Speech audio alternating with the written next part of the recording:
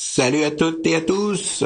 Nous allons commencer la section sur la concavité. Donc, on va parler de concavité. La concavité, c'est quelque chose qu'on utilise pour décrire une fonction, typiquement le graphique d'une fonction.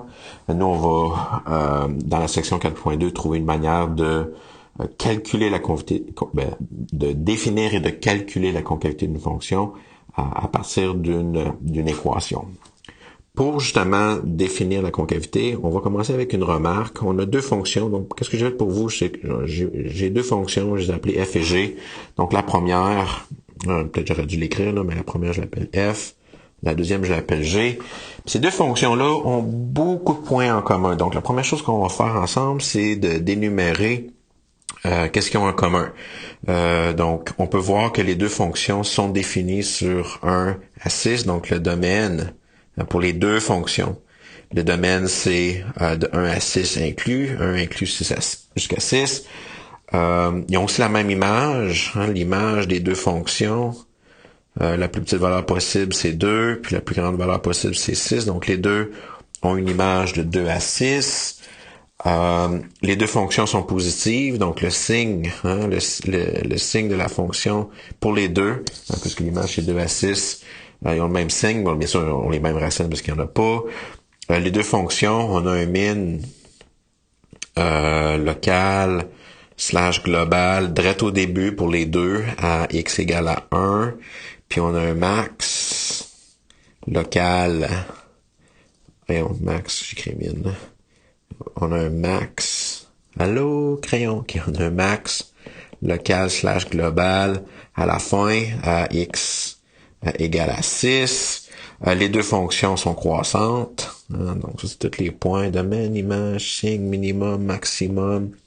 Les deux fonctions sont croissantes sur l'intervalle donc du minimum au début jusqu'au maximum, donc sur l'intervalle 1, 6. Donc ça c'est tout ce qu'on a en commun. Donc on connaît le domaine, l'image, le signe, min, max, local ou global. Les deux fonctions sont croissantes.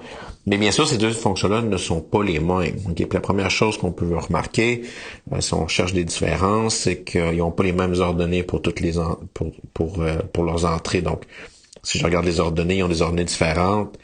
Par exemple, si je regarde la sortie à 2, si je calcule f à 2, f à 2, ça me donne quelque chose comme 2.2, tandis que g à 2, ça me donne 3.q. Donc, on n'a pas les mêmes ordonnées pour les mêmes entrées. Donc, g de 2 est pas égal à f de 2 est pas égal à g de 2. Donc, c'est pas les mêmes fonctions, on produisent pas les mêmes sorties pour tous les points. Mais celle qui est la plus importante, là, ok, donc une petite étoile à côté, c'est vraiment la shape, ok, la shape de la fonction, là, si on veut vraiment juste décrire de façon globale, ils n'ont pas la même shape, on peut voir, là, qu'est-ce que je vais appeler pour tout de suite, là, parce que je suis vieux, là, la courbature, si tu regardes f de x, la première fonction, c'est comme si c'était courbé vers le haut. Qu'est-ce que je veux dire par là, courbé vers le haut? C'est si la fonction f avait été originalement une ligne droite, ben cette fonction-là, donc comme je t'ai juste dessiné là, peut-être avec donc si f avait été une ligne droite, mais qu'est-ce qui arrive entre f et la fonction, entre cette ligne. Donc, si f avait été une ligne droite, la différence entre la ligne droite puis f, ben, c'est comme si j'avais pris la droite entre les deux points, puis j'avais courbé vers le haut. Une autre manière de le dire aussi, c'est que la fonction f fait partie d'un bol qui serait ouvert vers le haut, donc courbé vers le haut, tandis que g de x, la fonction g de x, elle, ben, est courbée vers le bas. Je pense la manière la plus simple. Donc, si je regarde G, si je prolongeais G, mais G ferait genre partie d'un bol qui est ouvert vers le bas, donc est courbé vers le bas. Puis cette notion-là de courber vers le haut, courber vers le bas, c'est qu'est-ce qu'on va définir ou préciser comme étant la concavité, d'une fonction. Donc, cette shape-là, puis c'est ça qu'on va vouloir dire. On va vouloir dire que f c'est une fonction concave vers le haut et g est une fonction concave vers le bas. Donc, même si c'est intuitif, on veut trouver une bonne définition qui va être formelle. Donc, on va être capable de calculer, mais on va commencer un peu comme les accroissements, puis pour les pentes, pour les droites de pente tangente, on va avoir une définition un peu informelle, mais qui va quand même nous aider à bien comprendre ce qui se passe. Donc, on va dire que pour une fonction, puis encore une fois ici, là, la fonction, la notion de concavité, ça va être défini sur des intervalles qui sont ouverts. Okay? Donc, on a vraiment des intervalles ouverts. Donc, on dit que la fonction est concave vers le haut si lorsque tu dessines les tangentes, okay, si la fonction est au-dessus de ces tangentes. Donc, on va dire que la fonction est concave vers le haut lorsque est au-dessus de ces tangentes, tandis que la fonction va être concave vers le bas si elle est en dessous de ces tangentes. Puis encore une fois, là, visuellement, j'ai redessiné F et G, puis j'ai choisi quelques points, ok, où ce qu'on a calculé, où ce que j'ai dessiné les droites tangentes. Puis dans le cas de F, on voit que la fonction F, le graphe en bleu, il est au-dessus des droites tangentes, tandis que pour la fonction G, lorsque je décide quelques droites tangentes, mais la fonction G en bleu est en dessous de ces droites tangentes. Donc, quand c'est au-dessus, c'est concave vers le haut. Quand c'est en dessous, c'est concave vers le bas. Encore une fois, ça, c'est juste une définition. Moi, normalement, quand je pense à la concavité, je pense vraiment à est-ce que ça fait partie d'un bol vers le haut, vers le bas, puis ça marche super bien, c'est vraiment simple.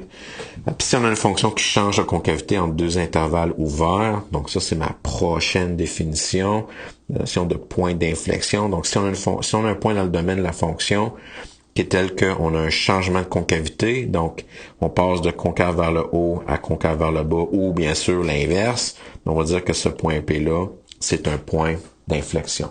Donc, initialement, la notion de concavité / point d'inflexion, c'est quelque chose que vous devrez être capable d'identifier sur le graphe d'une fonction.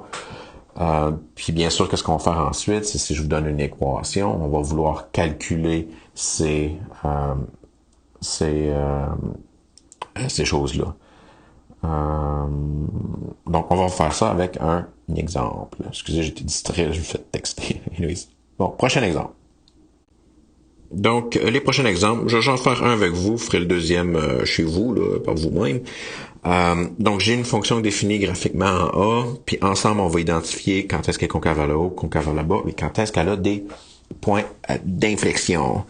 Donc, le truc est simple lorsqu'on a une fonction dans notre face définie graphiquement, c'est de simplement la tracer puis décider est-ce que ma portion de mon graphique fait partie d'un bol qui est concave qui est renversé vers le bas ou renversé, je sais pas si renversé ou ouvert vers le haut.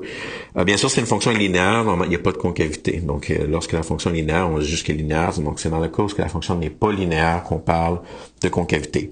Donc, je vous rappelle que les intervalles de concavité, comme les intervalles d'accroissement dans ce cours-ci, sont toujours des intervalles ouverts. Donc, voilà ma fonction, je vais la tracer. Donc, je commence à A, un minimum local global. Puis ma fonction entre A et B, lorsque je la trace, je vois que c'est une fonction qui est concave vers le bas. Donc, fait partie d'un bol qui est ouvert vers le bas. Donc, ma fonction est concave vers le bas entre A et B.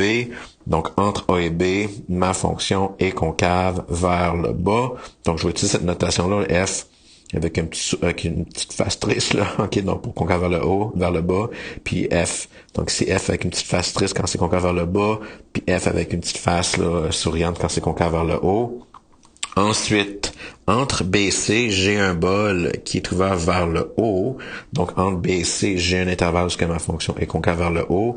Donc, automatiquement, ça veut dire que le point B, c'est un point d'inflexion. Donc, je rajoute le point B comme étant mon premier point d'inflexion. Ensuite, entre C et D, donc la courbature change de vers le haut à vers le bas. Donc, j'avais concave vers le haut. Ensuite, j'ai concave vers le bas, donc automatiquement à C, j'ai mon deuxième point d'inflexion. Donc entre C et D, c'est concave vers le bas. C et D, c'est concave vers le bas. Puis ensuite, de D à E, j'ai un bol qui est ouvert vers le haut, donc c'est concave vers le haut. Donc entre D et E, c'est concave vers le haut. Donc puisque je passe de concave vers le bas à concave vers le haut, j'ai un autre point d'inflexion. Attention, dans les notes complétées, je pense que le D est manquant. Donc ensuite, de E à P, j'ai encore une fonction qui est une portion de mon graphe qui est concave vers le haut, donc qui ferait partie d'un bol qui serait ouvert vers le haut. Donc, s'il faut faire attention, on pourrait penser qu'on pourrait dire, OK, ben la fonction est concave vers le haut entre D et P, mais l'idée ici, c'est que ça fait pas partie du même bol. OK, donc on a deux bols ouverts vers le haut, c'est fancy, là. C'est comme ça avec deux bols collés ensemble, tu pourrais mettre des céréales dans un, puis du spaghetti dans l'autre, puis manger les deux en même temps. C'est hot, mais c'est quand même deux bols collés en haut. Donc, j'ai deux intervalles parce que c'est concave vers le haut, entre D et E et entre E et P. Puis finalement, de P à Q. Donc, si E, c'est pas un point d'inflexion, donc c'est rien de spécial, c'est juste un max local qui a l'air aussi global. Donc, il a quand même son rôle à jouer, là. OK, mais c'est pas son point. Donc, ensuite, entre P et Q, ma fonction descend, est concave vers le bas. Donc, puisqu'elle est concave vers le bas, donc entre P et Q. Donc, qu'est-ce que ça veut dire pour P? Mais j'ai un autre point, d'inflexion. Donc, ma fonction est concave vers le bas entre A et B, concave vers le haut entre B et C, vers le bas entre C et D, concave vers le haut entre D et E, vers le haut entre E et P, et finalement concave vers le bas entre P et Q. Puis j'ai les points d'inflexion à B, C, D et P. A et Q, les points extrémaux sont juste des minimums locaux. Le premier, c'est un minimum global. Puis le point E, c'est pas un point d'inflexion, mais il y a quand même. Puis normalement, qu'on étudie une fonction, on fait tout. On parle d'accroissement et de concavité. Donc, il n'y a pas personne qui va être oublié, là. On aime tout le monde également. OK, donc, that's it pour cet exemple-là. Donc, faites le prochain exemple là, par vous-même.